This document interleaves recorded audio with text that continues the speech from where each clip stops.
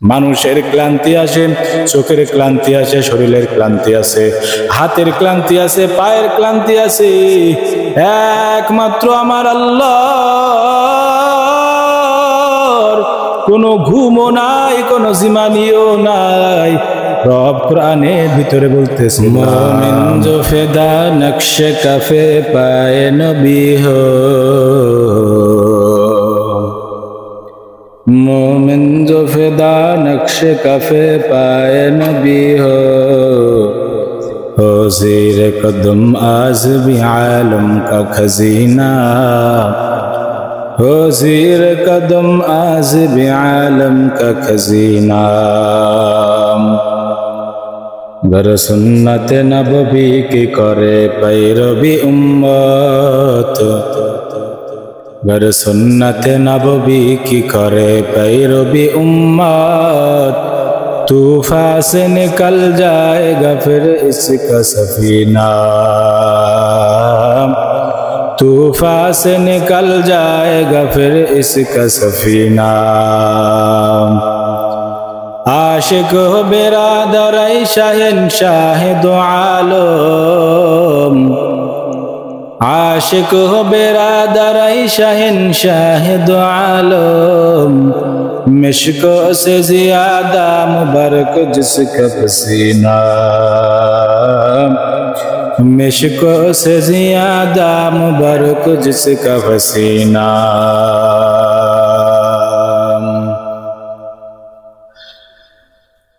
गर दिल से तरफ हो मेरे आका का ज़ियारत, गर दिल से तरफ हो मेरे आका का ज़ियारत, एक आन में आए नबी दिखला दे मदीना, एक आन में आए नबी दिखला दे मदीना।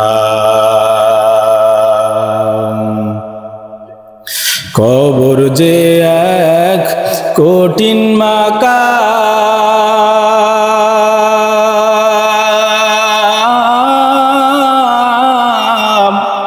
পাইবে খাইবে ধরা পাপী তামাম, সলসা তুরি করার মতো জায়গা সে তো না।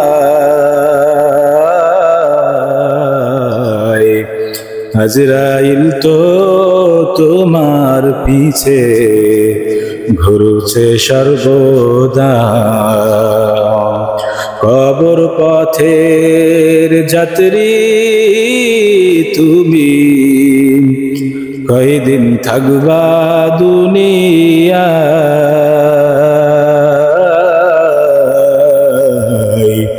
আজরাইল তো তোমার পিছে ঘুরছে সর্বদা, আজরাইল তো তোমার পিছে ঘুরছে সর্বদা। এরে আল্লাহর বান্দা যুবক, দুনিয়ার ভিতরে গুনাহ করতেছো আর মনে মনে ভাবতেছো আমার আল্লাহ হয়তো বা দেখতেছে না, আল্লাহ হয়তো বুঝতেছে না। আমার আল্লাহ এমন আল্লাহ না, আমার আল্লাহ কিন্তু সব দেখতেছে রে গোলাম, আমার আল্লাহ সব শুনতেছে। তুমি মনে করতেছো চুরি করতেছো আল্লাহ দেখতেছে না, গুনাহ করতেছো আল্লাহ দেখতেছে না, আল্লাহ কিন্তু সর্বহালতে বান্দার সব কিছু দেখতেছে। রবের কোনো জিমানিও নাই, কোনো ঘুমানিও নাই, রব কখনো ঘুমায় না, কখনো রবের ক্লান্তি আসে না। মানুষের ঘুম আসে কাজ করতে করতে, মানুষের ক্লান্তি আসে, চোখের ক্লান্তি আসে, শরীরের ক্লান্তি আছে, হাতের ক্লান্তি আছে, পায়ের ক্লান্তি আছে, একমাত্র আমার আল্লাহর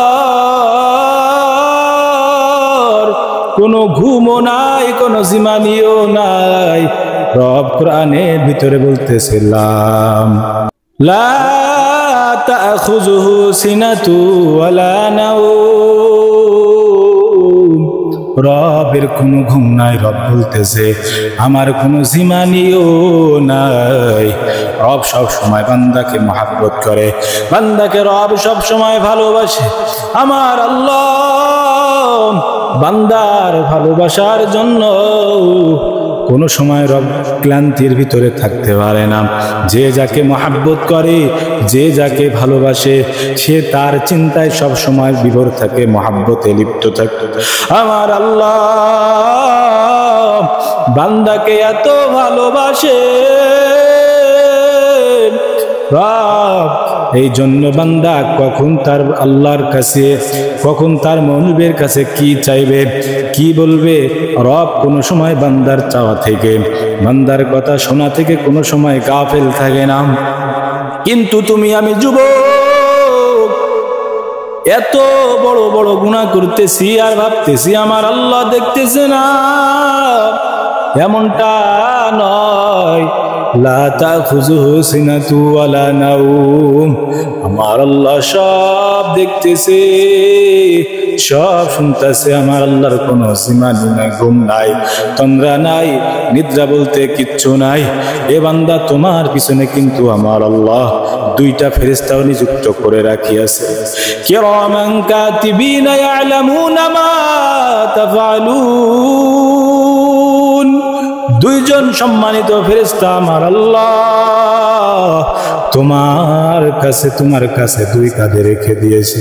বান্দা তুমি কোথায় কি করতেছো, কোথায় তুমি কি করছো, কোথায় খাইতেছো, কোথায় যাইতেছো, তোমার কর্ম কি হইতেছে, সব কিন্তু দুই ঘাড়ের দুই ফেরেশতারা সবকিছু লিপিবদ্ধ করতে আছে। এমন একটা দিন আসবে যেই দিন হাসর কায়েম হয়ে যাবে, বান্দা তুমি আর কাজগুলো কিন্তু সেই ফেরেশতাগণ মাওলার দরবারে হাজির করবে। মাওলার দরবারে তোমার সেই লেখা আমলগুলা, তোমার সেই খাতাগুলা মাওলার দরবারে হাজির করবে। আর আমার আল্লাহকে বলবে ও আল্লাহ, আপনার বান্দা দুনিয়াতে এতদিন থাকিয়াছে, আপনার বান্দা এই আমলগুলা করিয়াছে। ভালো ফেরেশতাগুলা ভালো আমলগুলা দেখাইবে, খারাপ ফেরেশতাগুলা তার খারাপ আমলগুলা দেখাবে। এমনকি আমার রব ও আল্লাহর গোলামেরা, ওই দিন এমন ভয়াবহ দিন হবে, রব সেই দিন তোমার আমল নামা তোমার আমার দ্বারাই পড়াইবেন।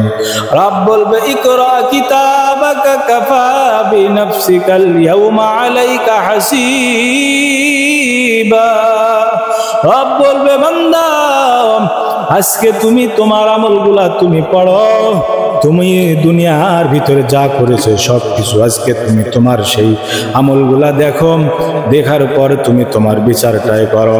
রব যখন বান্দাকে এইভাবে দিবেন, ওরে আল্লাহর গোলামেরা, রব এইভাবে যদিও দেন তাও তো একটা কথা, কিন্তু আমার আল্লাহ ওই দিন এমন রাগান্বিত হয়ে যাবেন, লিমানিল মুলকুল ইয়াউম লিল্লাহিল ওয়াহিদিল কাহ্হার। রব সেই দিন রাগান্বিত অবস্থায় থাকবে, এমন একটা অবস্থায় থাকবে বান্দাগুলা থরথর করিয়া কাঁপবে। এরে আল্লাহর গোলামের দলেরাম, ভালো করিয়া বুঝিয়া শুনিয়া মাওলার দরবারে হাজিরা দিও। রব এই জন্য বলতেছেন ঈমান যদি মজবুত না করো, আমল যদি মজবুত না করো, তাহলে আমার দরবারে আসিও না। রব বলতেছে ওয়ালা তামুতুন্না ইল্লা ওয়া আনতুম মুসলিমুন, মরিও না তুমি তোমার মুসলমানিত্ব অর্জন না করা পর্যন্ত, আমলের পাল্লা ভারী না করা পর্যন্ত মুসলমান অর্জন না করিয়া মরিও না। শয়তান কিন্তু তোমার আমার পিছনে, শয়তান কিন্তু সব সময় লাগিয়াছে। শয়তানের সমস্ত কার্যক্রমগুলা বন্ধ করিয়া মাওলার দিক নির্দেশনা মতো চলিয়া যদি মাওলার কবরে যাওয়া যায়, ওই মাওলার কবর তোমার জন্য হবে হয় আমার জান্নাত।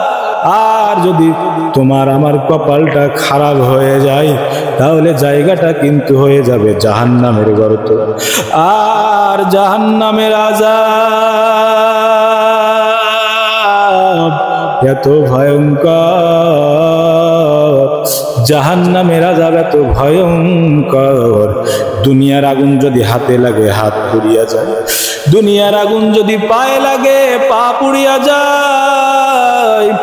জাহান্নামের আগুন এত ভয়ঙ্কর, জাহান্নামের আগুন যেই জায়গাটাই লাগবে, শরীরের যে অঙ্গে লাগবে জাহান্নামের আগুন, আগে জাহান্নামের আগুন শরীরে লাগার সাথে সাথে কলিজা পর্যন্ত ভুনা হয়ে যাবে রে বান্দা।